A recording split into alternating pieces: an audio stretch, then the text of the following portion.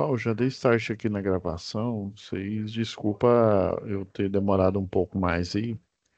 A plataforma ela estava fora do ar, né? Daí ia ficar difícil a gente fazer as atividades, tá? Agora que ela retornou, vamos dar start aqui na aula. Antes da gente começar a aula propriamente dita, eu vou compartilhar com vocês o vídeo sobre as diretrizes do Senai Unidigital, tá? Já estou incluindo o som, e aí daqui a pouquinho a gente inicia aqui a nossa aula, a gravação da aula ao vivo, tá?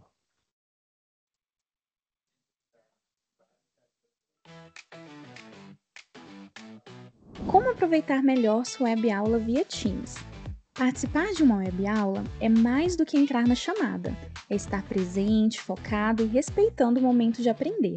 Vamos às dicas? Escolha um lugar tranquilo, bem iluminado e sem barulhos. Isso ajuda você e toda a turma a manter o foco na aula. Entre na sala alguns minutos antes do horário. Assim você consegue testar a internet, o áudio e começar a aula com calma. Sempre que possível, mantenha a câmera ligada. Isso mostra envolvimento.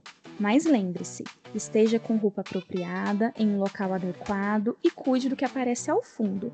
Você está em um ambiente de aprendizagem. Quer falar? Use o chat ou a função levantar a mão. Respeitar o tempo de fala do outro ajuda todo mundo a participar melhor. Evite distrações durante a aula.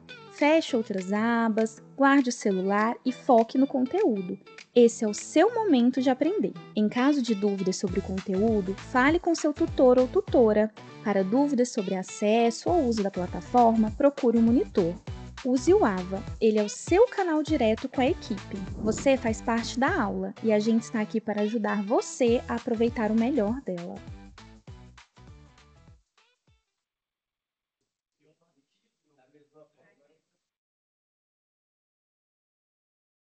Pessoal, eu tenho que, eu estava olhando aqui, né? Hoje é a penúltima aula da UC de instalações industriais, tá? E deixa eu compartilhar aqui que aí vai ficar melhor. E eu estava olhando aqui,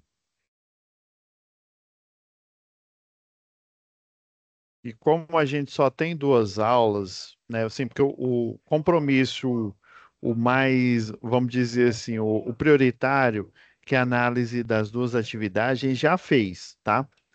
Agora, como faltam duas aulas, na verdade eu precisaria de mais três aulas. Como a gente não tem três, só tem duas, aí o que que eu fiz? Eu já pedi já para o monitor ele colocar. Por isso vocês estão vendo essas duas pasta aqui, tá? Uma do CLP, a gente vai usar um CLP na forma mais bruta dele aí, né? Só, como se diz, só o computador, né? Entrada e saída, alimentação elétrica e um sonho, tá? Só o CLP. Depois, nessa mesma aula, a gente já entra no Soft Starter, tá? É porque eu preferiria dar uma aula só CLP, depois Soft Starter, mas eu vou juntar essas duas hoje, porque a gente só tem mais duas aulas, né? Contando com essa. E aí, na última aula, a gente tira dúvida e também eu vou mostrar, né, o funcionamento aqui no software sobre o inversor de frequência. Mas e como forma de antecipar, eu já pedi para o monitor colocar as pastas em cima do selo aqui da aula, tá? E logo mais essa aula vai estar disponível para vocês, essa que a gente está gravando agora. Vamos lá. Então, em vez de apenas um, como a gente sempre faz, né? Um esquema, eu vou falar de dois esquemas, né? Que é o você primeiro starta aí o seu CAD-Simo. Ele é bem leve, né? Agora você vai abrir o CLP, ó, tá? É nessas duas pastas, por que que eu já pedi para o monitor colocar? Essas duas pastas têm as duas simulações, tá? A do CLP. E agora você vai abrir também a do Soft Starter aí. Eu vou até preparar ele de um jeito aqui Deixa eu ver se vai ficar melhor para gente aqui, ó. Eu vou dividir a. Dá para pôr as duas simulações na mesma página.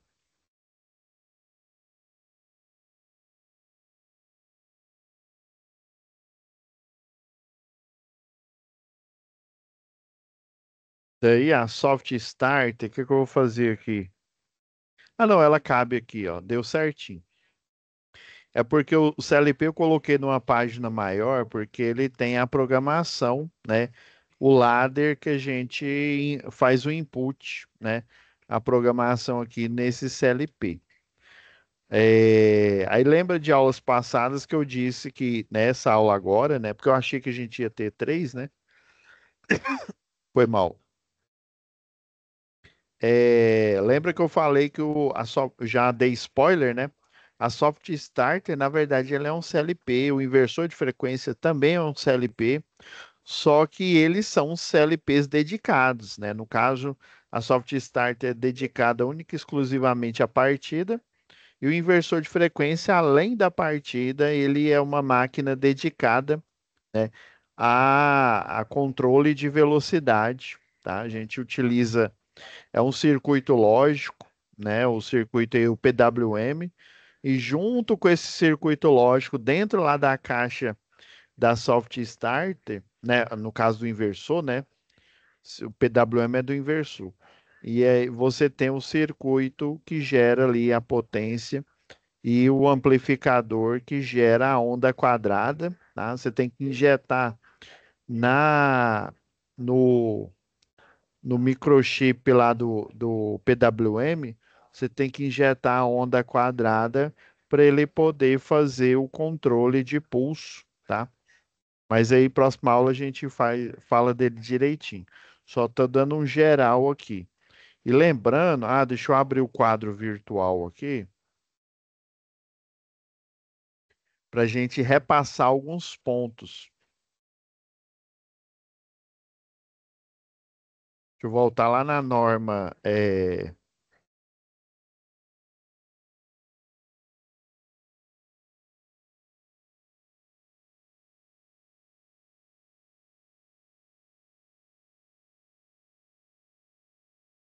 Vou deixar o quadro transparente, que aí vai ficar mais fácil para a gente.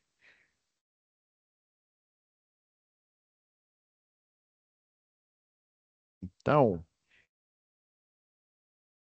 deixa eu só tirar essa. É porque fica essa mensagem aqui. Agora saiu.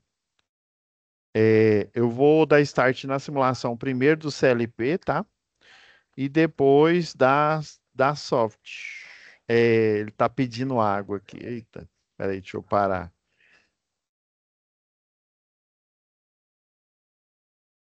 É porque como se diz, esse computador aqui, ele não tem muita memória RAM, só tem 8 GB. Então ele não aguenta muita força, não. Mas eu vou tentar ver se ele consegue simular os dois ao mesmo tempo.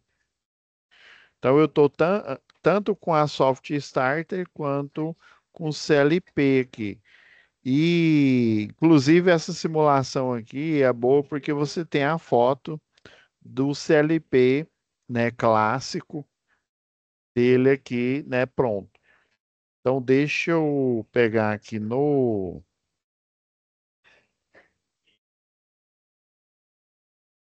na caixa aqui de ferramenta.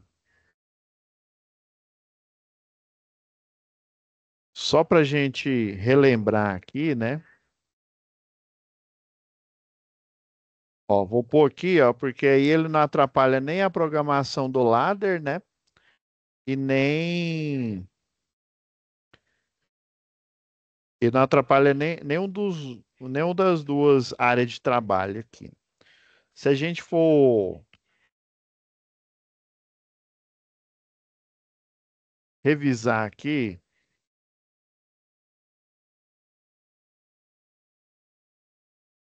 por que que esse CLP, na verdade, professor, por que que Deixa eu diminuir na pena aqui, porque senão o gráfico ele vai ficar muito grosso aqui, a linha. Então, relembrando, toda máquina que está ligada em um circuito de tensão e corrente alternada, ela tem uma senoidal, tá? A senoidal da tensão.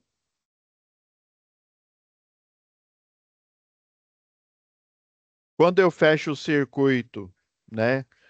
Quer seja para o CLP, quer seja para soft starter, ele vai gerar uma corrente. Só para vocês terem a noção aqui, ó, a senoidal aqui, ó, da tensão, na verdade, a corrente em relação a ela,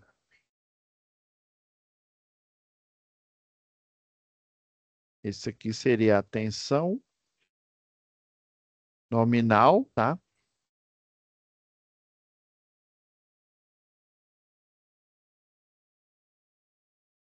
Aqui é o eixo do tempo, tá? O eixo X é o eixo do tempo. E o eixo do Y, que é a abscissa, ela representa várias variáveis aqui, né? Para a gente ter os gráficos todos sobreposto aqui. Então, a corrente elétrica, um aparelho normal de energia, né? Ele vai ter uma corrente, né? Uma onda menor. Deixa eu pegar o vermelho aqui, né? O normal é que a corrente elétrica apareça da mais. Uai, eu tinha mudado a cor, mas ele. Ó, vai dar certo. O normal é a senoidal. Ah, eu tenho que mudar aqui, foi mal. Eu tenho que mudar nesse quadro aqui, que ele é independente. Então vamos lá, de novo. Senoidal da tensão. Senoidal da corrente, né? Num aparelho normal, por exemplo, sei lá, uma churrasqueira elétrica, aí, por exemplo, num forno elétrico. O normal é a, a senoidal da corrente ela aparecer no mesmo tempo em que eu tenho a senoide da tensão. Só que na vida real isso não acontece. A corrente para uma máquina indutiva, né? Isso, uma máquina indutiva, ó, que tem uma bobina. Ela desloca 90 graus, tá? Por padrão, desloca essa senoide da corrente em 90 graus aqui. Mas para fins didáticos, né, para a gente não sacrificar a didática, vamos fazer de conta que o do motor ele está alinhado, mas você sabe que ele está 90 graus, e começa aqui. Isso aqui só para a gente sobrepor as senoidais, né? Então, a corrente nominal viria nessa senoide aqui. Só que a gente já bateu na tecla que é uma máquina alternada, ela tem um comportamento anômalo, que é o comportamento. Ah, já eu de novo esquecendo aqui. É o comportamento transitório naquele período de starter aqui, ó, chamado transitório.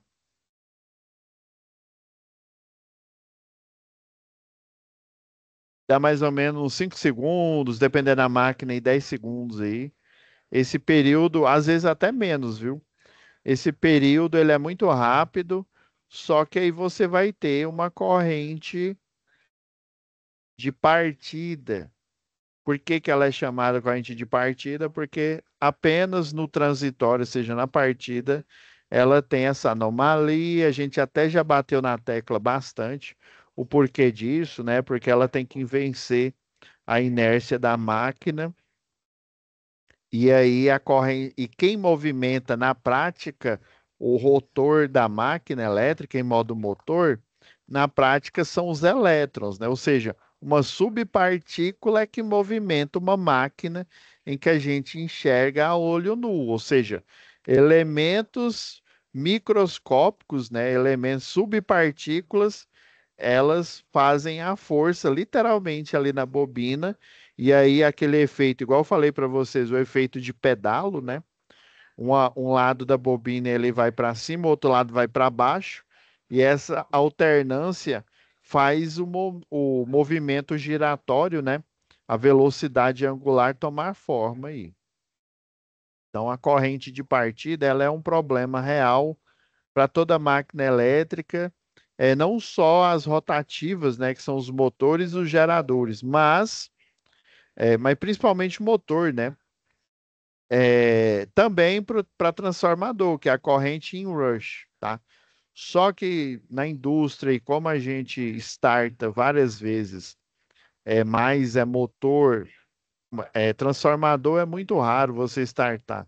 E para corrente em rush acontecer, a máquina também tem que estar vazio, tá? Mas para transformador não é tanto problema. A menos que você tenha uma ressonância magnética, aí sim a gente deve se preocupar. Ou uma tomografia computadorizada, que nada mais é do que uma máquina de tirar a radiografia, né? Só que com um tratamento de imagem, né? Digital. Aí, por que que o CLP eu posso fazer partida direta, né? O CLP bruto, e já na Soft Starter, que ela é uma máquina dedicada.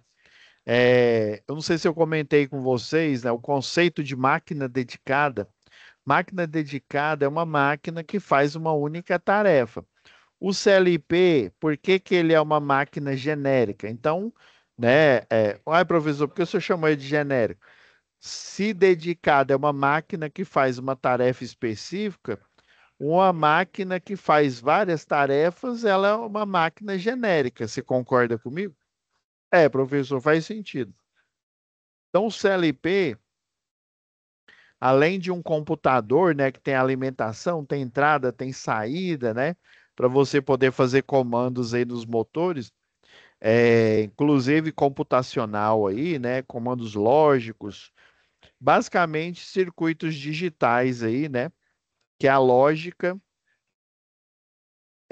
porque é o seguinte, lembra, não sei se eu comentei com vocês, o pessoal quando fala de programação temos as linguagens, basicamente temos dois tipos de linguagem. A linguagem de máquina, para eu ser bem simplista, tá? É porque tem vários tipos de compilador, né? Mas linguagem, nós temos a de baixo nível e a de alto nível. A de baixo nível, ela comunica diretamente com a máquina, através de sinais de binário, né? Que nada mais é do que níveis de tensão, né? Que é para dizer que está ligado, desligado. E no início, antes de iniciar a computação propriamente dita, né, circuitos microprocessados, você utiliza essa lógica, né, essa lógica, e para você modificar qualquer máquina, antigamente, você tinha que modificar o hardware, né? Por isso que depois, com a arquitetura de von Neumann, né?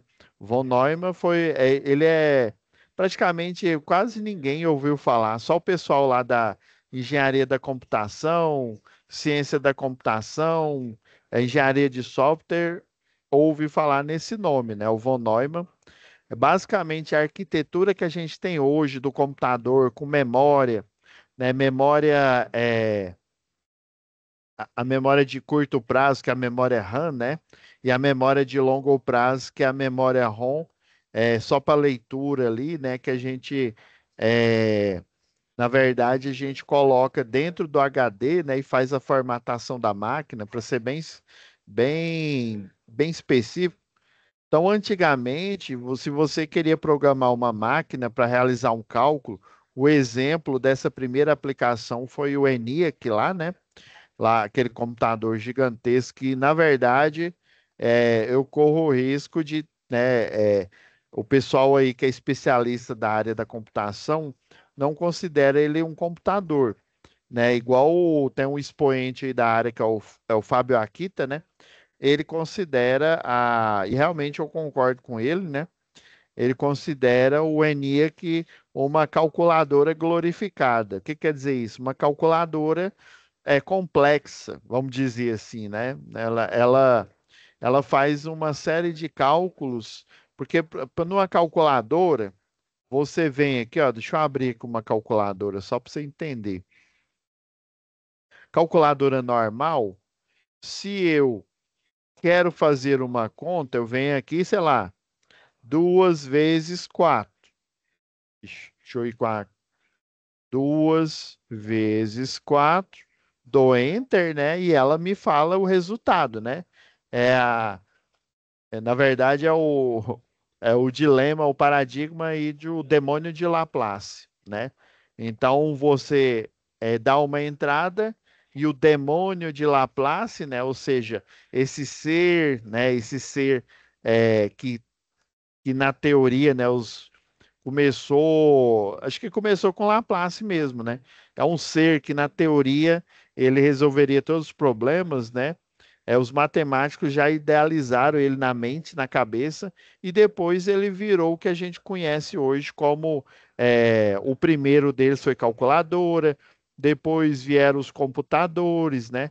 Então, ele é uma mentalização, né? Essa ideia dos físicos, na verdade, os físicos, né, que tinham essa ideia aí do demônio de Laplace, né? Ele ser uma máquina, né? Um ser, né? No caso é uma máquina que resolve vários problemas, né? No caso, a calculadora resolve problemas matemáticos, tá? Então, o ENIAC, né? Por que que o especialista aí, né? Da área, principalmente o Fábio Akita, chama de calculadora glorificada? Porque uma calculadora normal, ela faz o que a gente acabou de fazer aqui, uma conta. Agora, para eu calcular a trajetória, por exemplo, de um míssil que vai sair e no ângulo, sei lá, de 45 graus de um lança-mísseis, né? Vai viajar não sei quantos quilômetros e vai cair não sei quantos graus numa velocidade X, né? Eu preciso não fazer continha na mão aqui. Eu coloco uma equação. Aí essa equação, ela é expressa na forma de um circuito digital, tá? É o primeiro tipo de programação. Então eu faço um circuito digital, um circuito lógico. Esse circuito lógico, em vez de eu só fazer uma continha, tipo essa que eu fiz agora, 2 vezes 4 igual a 8, eu insiro uma equação.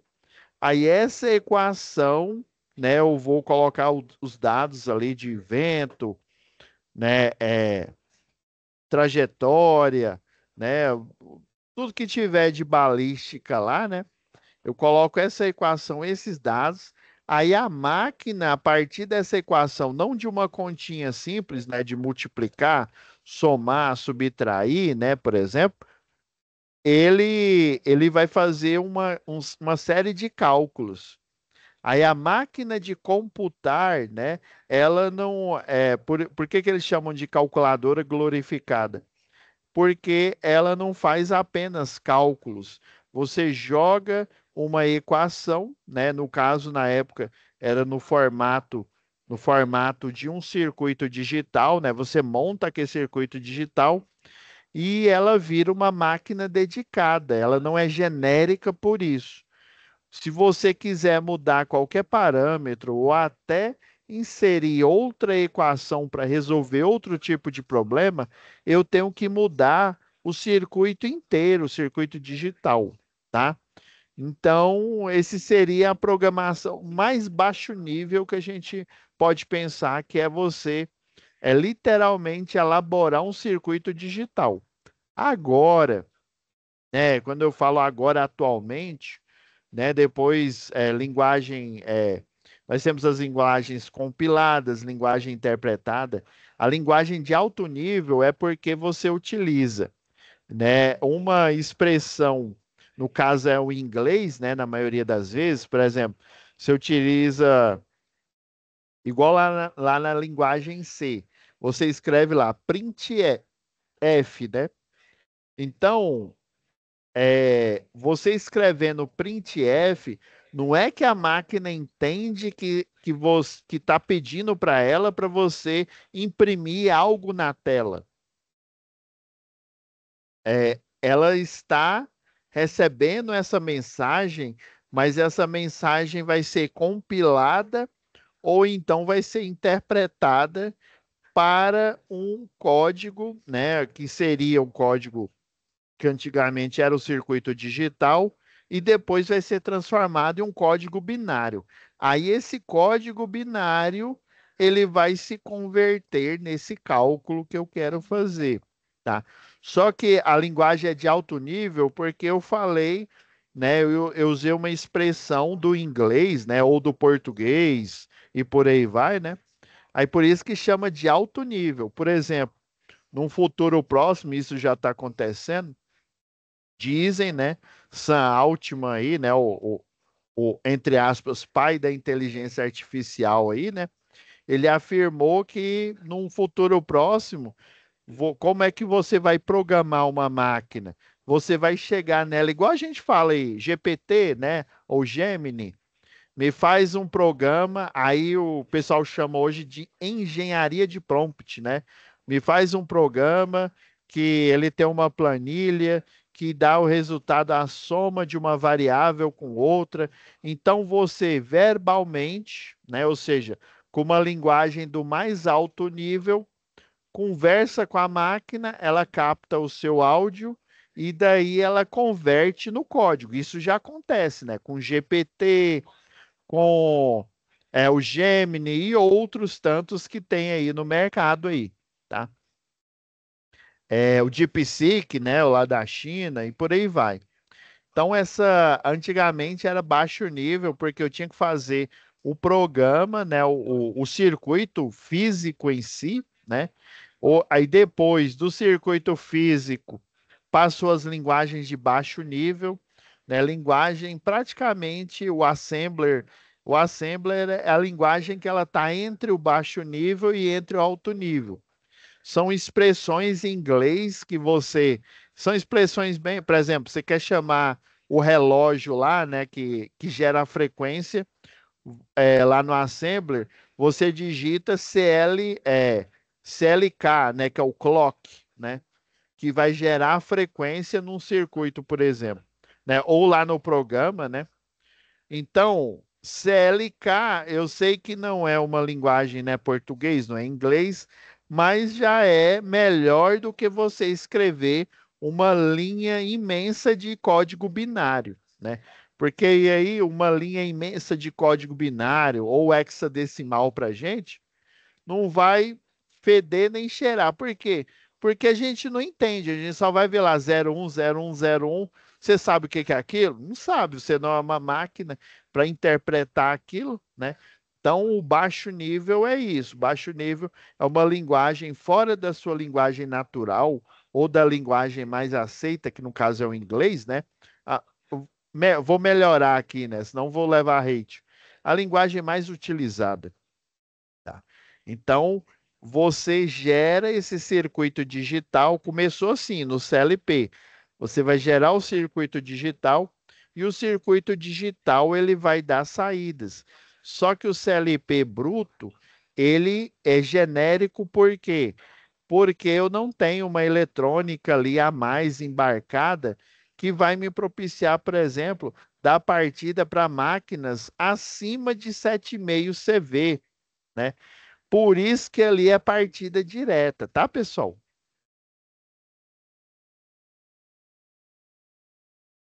Então, ó, por isso que eu vou dar o start aqui, ó, no... Vamos pegar o CLP aqui, ó. Vou dar, ó, eu acionei, lembra que para o selo normal aqui, ó, quando eu faço um selo normal, lembra que o normal aberto é para desligar o circuito e o normal fechado é para ligar o circuito. Tá? Não, falei o contrário, né? O normal fechado é para desligar e o normal aberto é para ligar. Porque tem um selo aqui, né? Aqui, ó. Falei o contrário, desculpa aí, galera. É porque sempre eu tenho que olhar para o desenho para eu lembrar. Por ele ter um retorno por mola. Vocês estão percebendo que aqui, ó, no caso do CLP aqui, ó, tem dois botões normais abertos. Então, na prática, né, se eu fosse fazer isso sem o CLP, eles iriam prestar só para ligar, né? Então, o S1 ele liga o circuito, tá vendo a linguagem ladder aqui, ó? Na hora que eu ligo, ó, viu que ele fecha e depois ele abre, ó, porque ele tem retorno por mola aqui, ó. Tá vendo? Ele tá na entrada no input 1, tá? No digital 1 aqui, ó. E aí ele fechou o relé. Agora, se eu venho aqui, ó, ele deveria ligar outra coisa, mas não. Ele está configurado para desligar. Então, ó, aí na hora ele desliga a bobina aqui, ó. Isso aqui é a bobina, ó. Deixa eu ligar de novo aqui, ó. Na hora que eu fecho aqui, ó, ele faz igual o selo, né? Ele fecha aqui, depois que eu solto, ele abre de novo. Só que aí, como eu, na linguagem ladder, lembra, coloquei os barramentos aqui, positivo e negativo, a programação do ladder é desse jeito mesmo, né? Num CLP, né? Seja um CLP genérico, igual esse daqui, né? Da Siemens, seja um dedicado, né? Na forma de um inversor de frequência ou uma soft start, tá?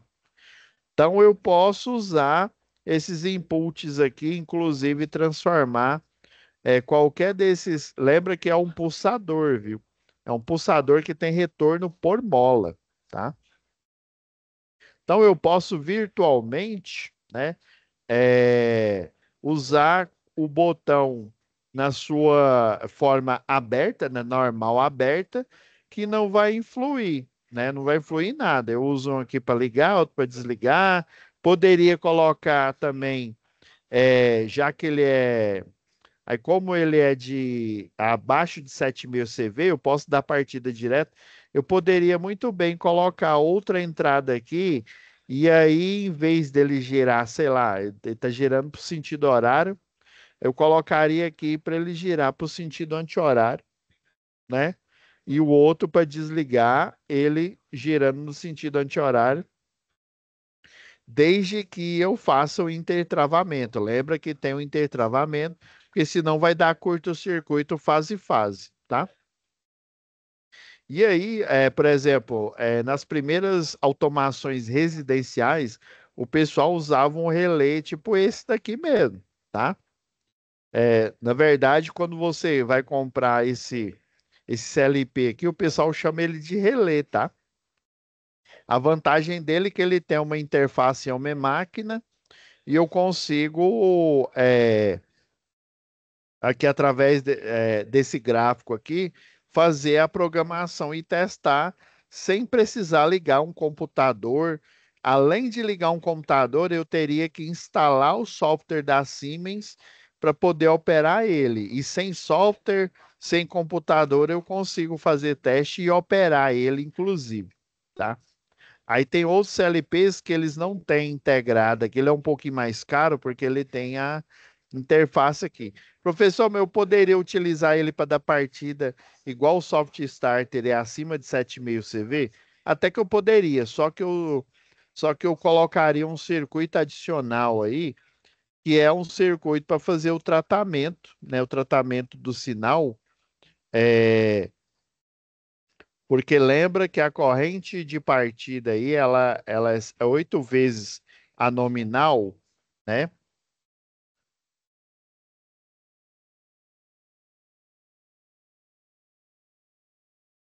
Ó, igual 8 vezes a corrente nominal, né?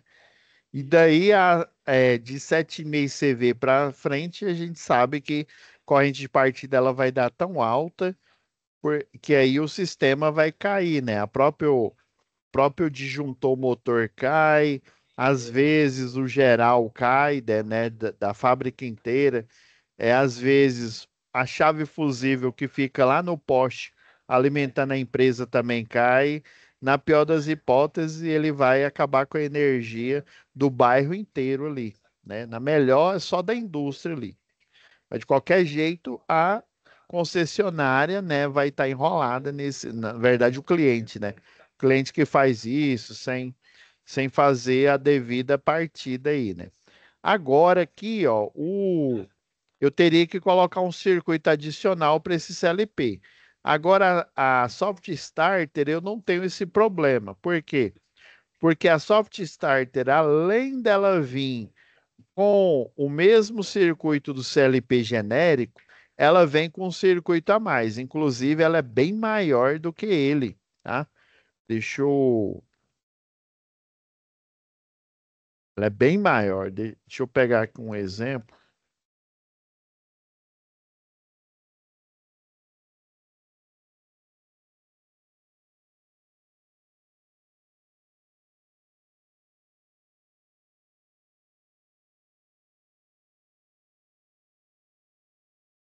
Ah, não, eu estou tentando abrir a simulação.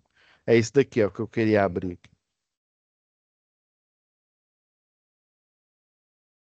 Então, ó, no final das contas, o que que eu deveria colocar dentro do pacote do CLP genérico para eu conseguir usar ele como uma soft starter, né? O que que a soft starter tem a mais do que o CLP genérico?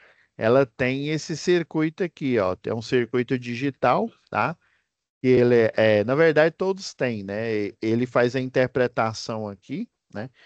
E o que ela tem a mais é essa parte aqui, ó. É uma fonte, né? A fontezinha chaveada aqui. E essa fonte chaveada, ela substitui, por exemplo, lembra que a gente estudou a partida chave compensadora? Lembra que a chave compensadora, ela é a fusão, né? Lembra lá, né? O Goku lá, mais o Vegeta, né? Fusão. Ela é a fusão de quem? Vai, responde aí para mim, né? Ela é a fusão do do transformador, que é a que ele vai fazer a mudança de tensão pelo TAP, né? E a fusão da partida estrela-triângulo, né? Então ele usa. Lembra que estrela-triângulo ele diminui a corrente a um terço, né? Aproximadamente 33%. Aí lembra que para uma máquina elétrica a gente pensa em impedância, né? A impedância a gente tem que lembrar também que ela é análogo à fórmula lá da primeira lei de Ohm. E lembra que na primeira lei de Ohm é a tensão dividido pela corrente, né? Então, para você projetar uma máquina, né, uma máquina indutiva aí, a tensão e a corrente são diretamente proporcionais. Então, se eu diminuo a tensão, né, no caso da partida estrela-triângulo, eu estou diminuindo a corrente. Aí na chave compensadora, eu diminuo mais ainda, porque eu tenho estágios, né? 40%, 60%, 80%, lembra? Na estrela triângulo, nós só temos um estágio, que é 33% de diminuição, depois ele volta depois que ele sai do transitório aqui, né? Que ele não está mais 8 vezes o nominal, ele volta ao normal. Daí que o relé, né? O relé de tempo lá, ele vai voltar para senoidal normal, né? E aí, com a chave compensadora, ele vai diminuir mais ainda isso, né? A tensão. Consequentemente, ele diminui mais a corrente nominal. Consequentemente, eu vou multiplicar ela por 8 vezes, né? Só que vai ser 8 vezes menor do que o seria com a corrente nominal normal aí, né? Sem essas diminuições. Então, esse circuito aqui, ó, que substitui, né?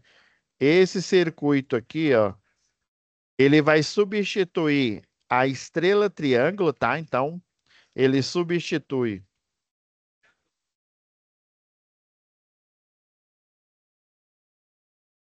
Eu pôr desse lado aqui que vai ficar mais interessante.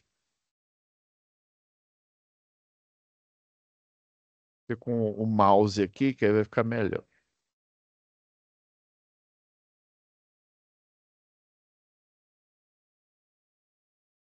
Pera aí, professor. Então quer dizer que ele vai substituir esse aqui, ó. Substitui. É com E, né, professor? Ó, ó o português aí, ó. Matando o português. Substitui o estrela triângulo, né? Esse circuito, ó. Ele substitui estrela triângulo mais chave, né? Compensadora.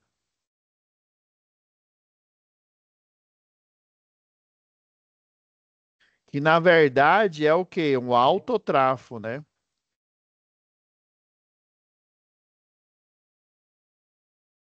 Ah, agora entendi, professor. Então, na Soft Starter, né? Por que que ela é diferente do CLP? No CLP, ele só tem esse processador digital de sinais, tá? No CLP normal. Daí ele não tem essa fonte chaveada aqui que substitui a chave estrela triângulo, né? A partida estrela triângulo, mais a chave compensadora, que nada mais é do que a adição de um autotransformador, né? Que o autotransformador ele vai diminuir a tensão cada vez mais para diminuir a corrente nominal, que consequentemente diminui a corrente de partida. Ah, agora entendi, professor. Por que que o senhor chamou, né, o, a Soft Starter de CLP dedicado? Porque ele tem esse circuito aqui, essa chave, essa fonte chaveada aqui, né? A mais. Inclusive, se você olhar aqui, ó, ele dá uma caixa assim, enquanto o CLP Log Siemens ele é pequenininho aqui, ó, ele dá, se não me falha a memória, esse SSW07, ele é umas 4 vezes maior do que o CLP Logo Siemens, tá?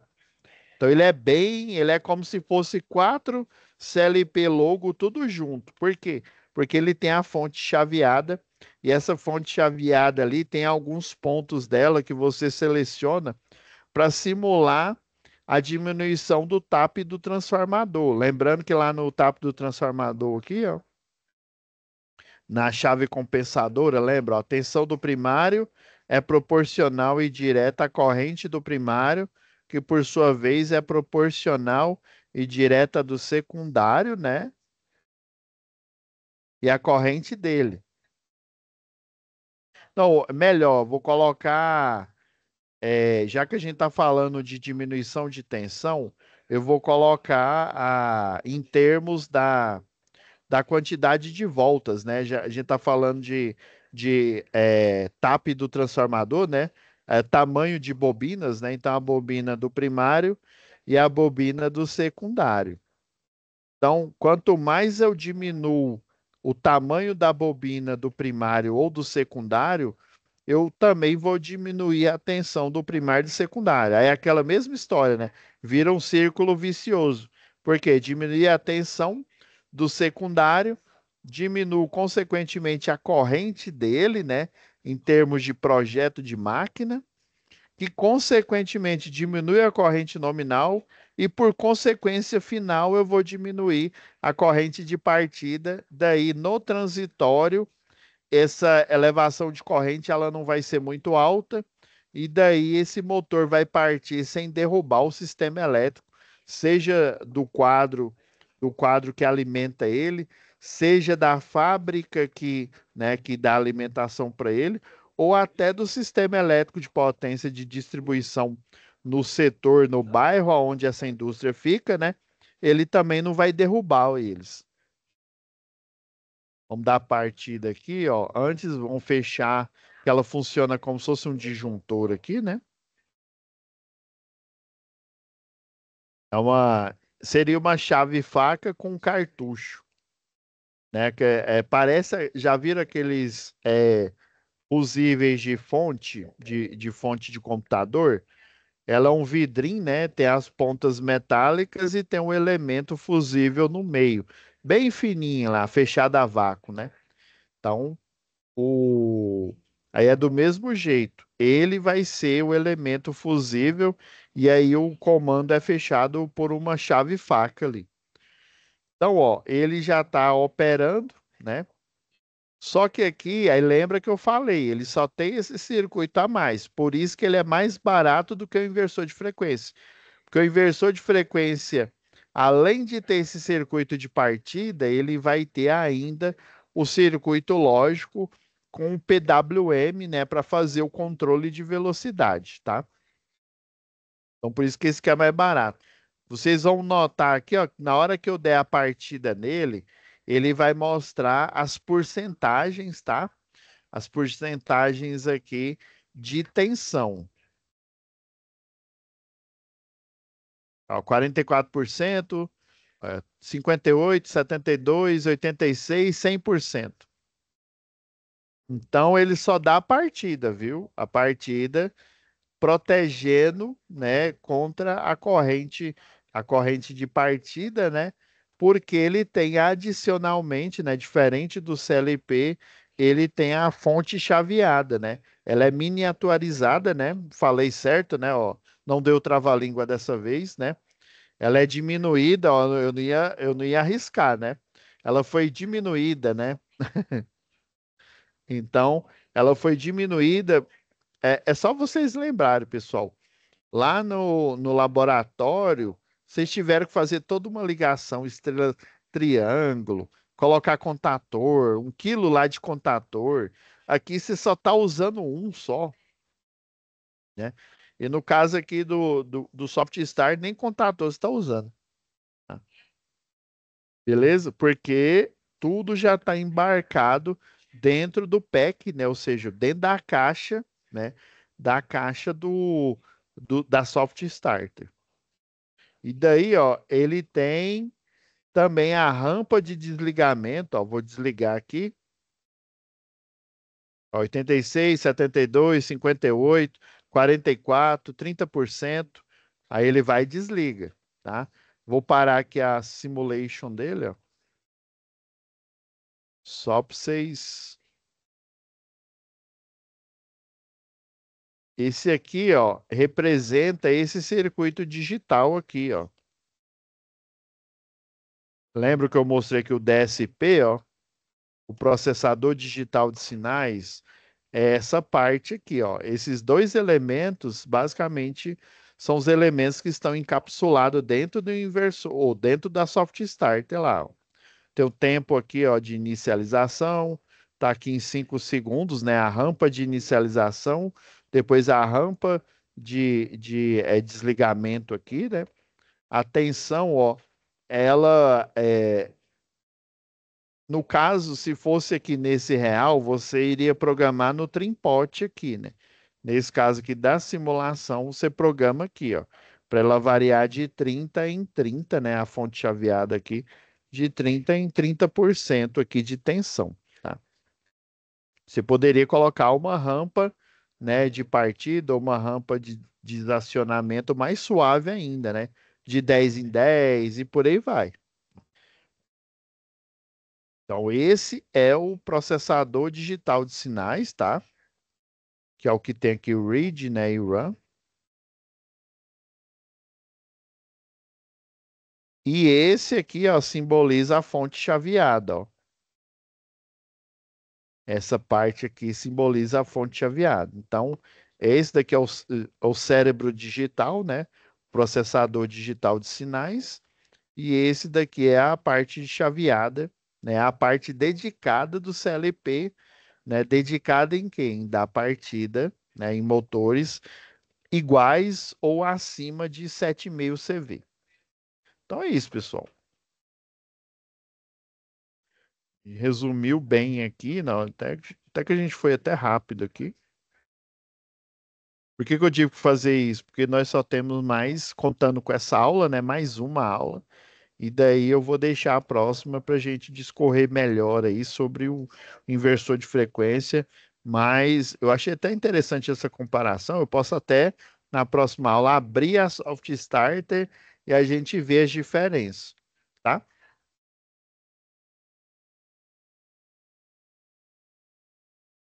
Vou deixar aqui, né, renderizando, tá? Pessoal, fiquem com Deus e até a próxima web aula, beleza?